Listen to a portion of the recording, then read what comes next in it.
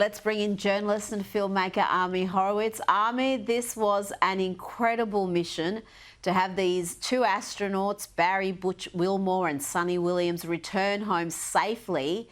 It's a triumph for SpaceX. It's a triumph for the Trump administration and for America.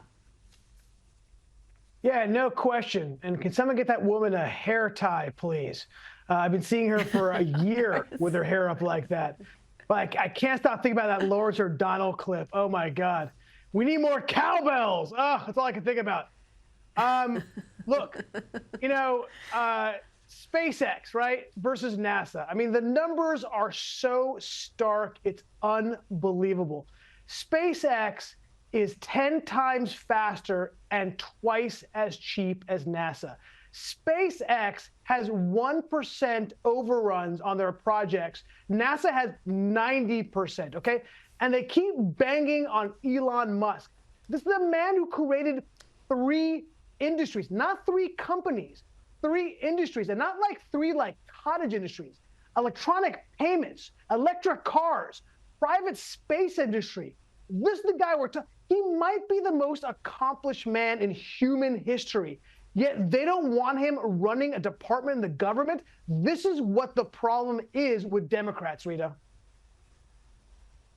It is, and it just occurred to me, this entire mission just tells you so much about Biden's America compared to Trump's America. All that cost and expenditure with NASA, sending these 2 astronauts for a week, having them stranded for close to 10 months, Biden administration refusing Elon Musk's help to bring them back earlier because they thought it would be a boost for Elon Musk and Trump if it happened during the election campaign. So it just speaks of the, big bureaucracy, waste, inefficiency, incompetence.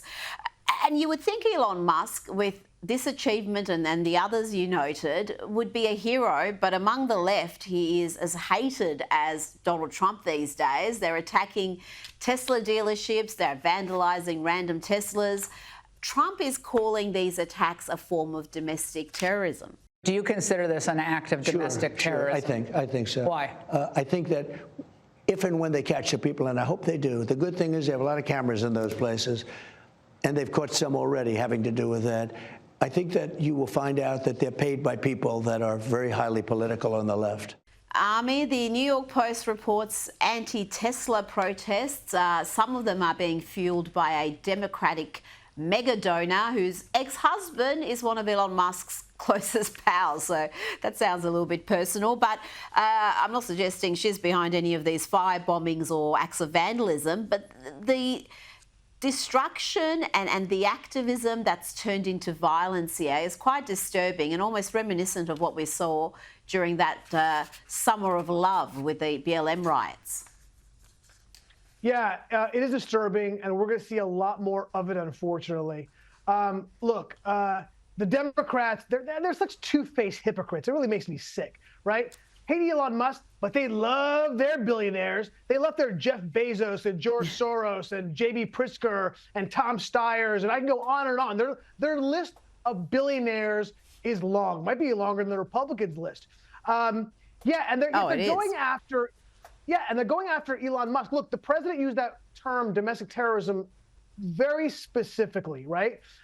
Because while there's no actual federal crime for domestic terrorism, 33 out of the 50 states, in fact, do have it listed as a certain crime.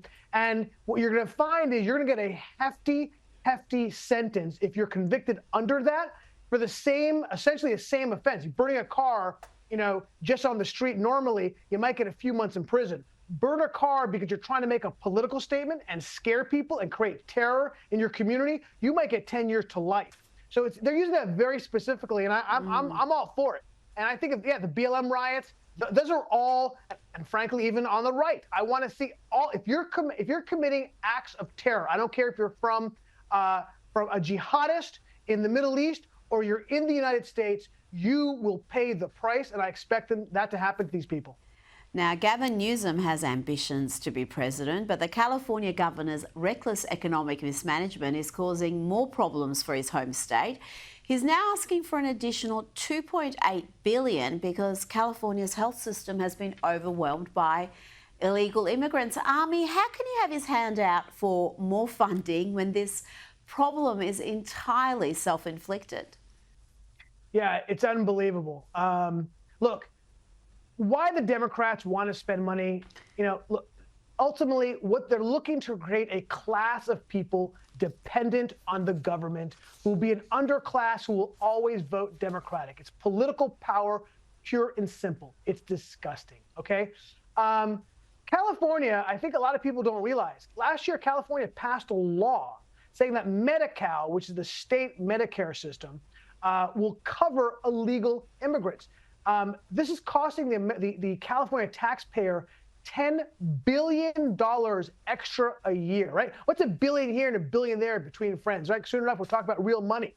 And the dirty secret, by the way, is this not only costing California taxpayers, it's actually costing federal taxpayers because of this loophole in federal reimbursement for Medi-Cal.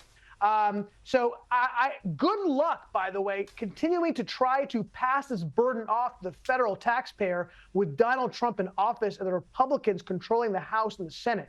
I think they're going to find a way to close this loophole very soon. And California, you're going to be having to carry this burden all on your own. Now, this is a warning for Democrats. I know, Rita, you're going to think I'm crazy. You're going to think I'm unhinged when I tell you this. California is not lost to the Republicans, okay? This is the way the political system works. It ebbs and it flows, and it sometimes ebbs and flows over periods of decades. It truly does.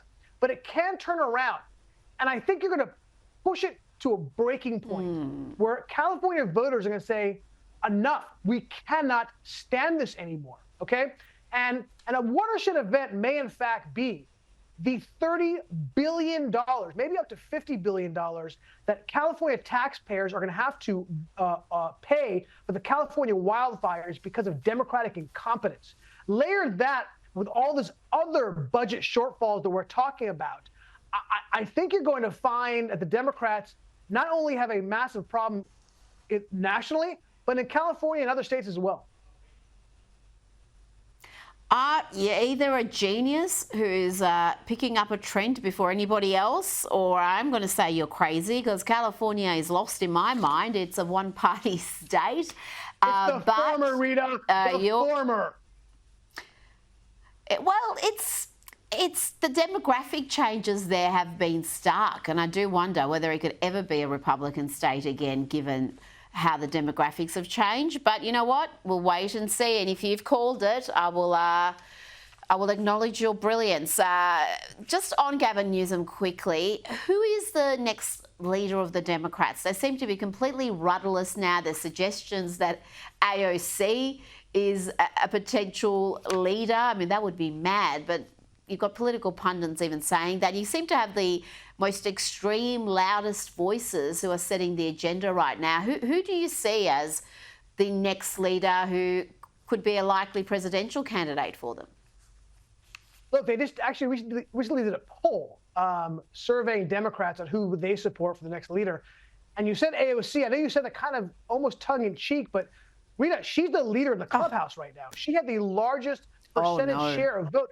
Let's not forget, by the way, Rita, how crazy the Democrats are.